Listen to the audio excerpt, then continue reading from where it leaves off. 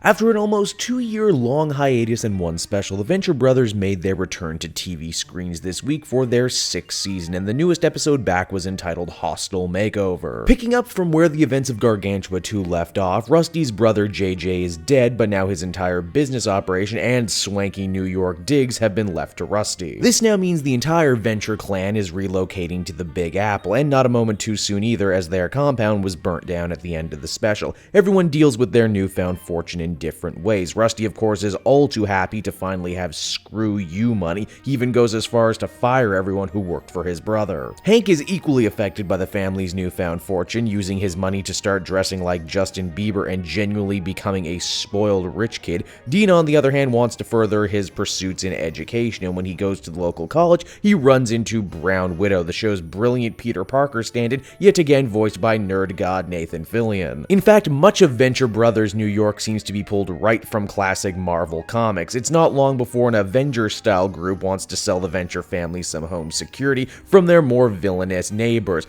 My favorite is, no surprise, Fallen Archer, a foot-themed hero who is a mashup of Green Arrow and Hawkeye. All this newfound money and status means that the OSI once again assigns Brock Sampson to be Rusty's bodyguard. This sadly means hardworking Sergeant Hatred can either grab a desk job or get the hell out. It's nice to have Brock back, and he picks up pretty much entirely where he left off. On the villainous side of things, Dr. Mrs. the Monarch and the new Council of 13 are desperately trying to rebuild the organization following the death of the Sovereign. This is easier said than done, as they want to run a more democratic evil organization than the guild members are used to. Worse still, after so many deaths and betrayals, they need to look to the New York chapter of the Guild of Calamitous Intent for fresh blood, including Wide Whale, a Kingpin meets Tobias Whale type. But when his intentions with Dr. Mrs. the Monarch prove to be more carnal in nature, she will have to choose between her new job and staying faithful to her love. And speaking of the Monarch, he and Gary put rebuilding his family's home on hold to mess with the Ventures once more, even though they are greatly unprepared for the new level of security. All these storylines I've just mentioned eventually collide in the finale, wherein the Crusaders, that's the Avengers stand-in group, attack Brock thinking he's some kind of supervillain while totally missing the actual supervillains who are running around them. This is where I had by far my biggest laugh of the show, with the introduction of the Night Dick, a Spirit meets Ghost Rider meets Spectre type character who saves Hank from almost killing himself when he bravely tries to rescue a girl he thought was drowning. If you couldn't already tell, Hostile Makeover is a premiere episode that throws a ton at the audience all at once. While it's hard to nail down which one of these storylines is most important and which one's going to shake out, I did have a lot of fun with the premiere.